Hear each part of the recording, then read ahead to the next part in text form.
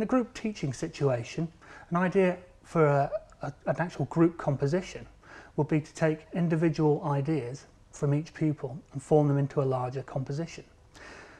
This could be done with words, or perhaps linking into something which is happening in the school curriculum at the time.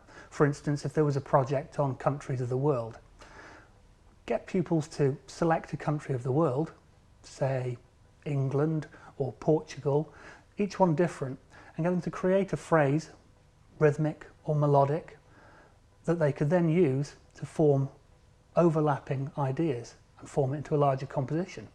This could work in smaller group situations, or even as part of groups in a large or full class situation. For instance, say one pupil picks England. It's 2 syllables, so England, England. Putting that melodically, they might choose these notes.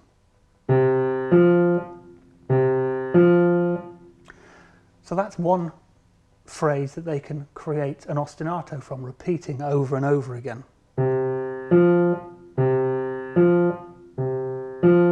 Another pupil might choose, say, Portugal, which has its rhythm Portugal, Portugal, Portugal. With a melody, it may be,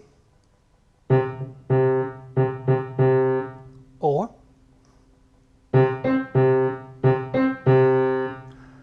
what you could then do is try overlapping some of the pupils' ideas to see how they sound. So you have Portugal, and then try and put England over the top of it.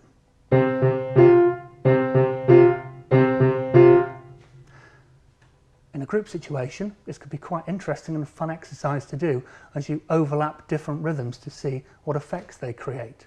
You can then use those different effects to create a larger piece. Perhaps would make something good for an end of year concert or an end of term concert, or perhaps something to record for them. Once you're working with a whole class, I think you've got a lot of scope for creativity. I often start with a simple clapping exercise where the whole class take it in turns to clap a rhythm and everyone claps it back. As soon as you hear your own rhythm clap back to you, you've got a lot of validation there for your own creativity. There are lots of ways you can extend this clapping exercise. You could put the rhythms onto instruments. Immediately then you're bringing melody into it. Once you start learning a scale, say a 3-note scale or even a pentatonic scale, you've got a rhythmic basis for melodic improvisation. Often I'll then put the group into smaller groups and get the children working together. At this point you can stand back. You're relying on the children's creativity and they'll work with each other, they'll bounce ideas off of each other as well.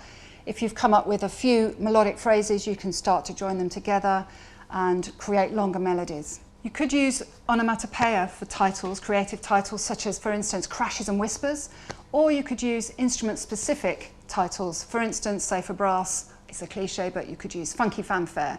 Try Googling fanfares, you'll get lots of inspiration from YouTube. You could also use the natural world, for instance, birds in flight, or try doing a cityscape. Tall buildings could give you lots of inspiration.